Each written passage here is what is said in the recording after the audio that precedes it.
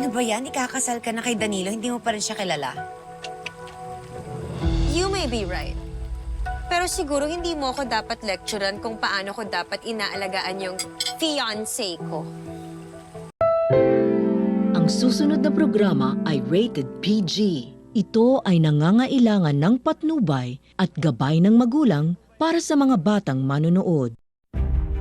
Painit na po ng painit ang mga eksena, maging ang kaganapan na ating pagkatutukan at ating rin naman pagkasubaybayan dito lang sa ating pinagkatutukan at pinagkasubaybayan tuwing hapon na Mami Dearest. Simula pa lang din naman kasi ito na ito nga rin naman kasing si Zane ay tila magdududa na nga rin naman at magtataka nga rin naman sa mga galaw na rin naman itong si Tita Jade na nitong si Mookie. Matapos nga rin naman na napansin ito na may kakaiba na nga rin naman ito may kinikilos at tila bumabalik na ito sa storage room na talagang sinundan nitong si Zane asa hindi nga rin naman inaasahan nitong si Zane.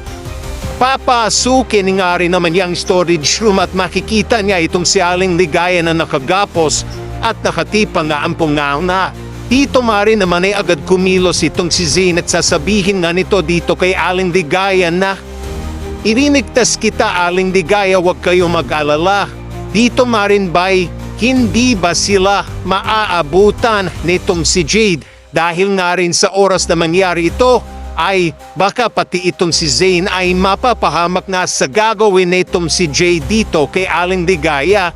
Yan nga din ay ating pagkatutukan at ating nga rin yung pagkasubaybayan kung ano ang susunod na mangyayari.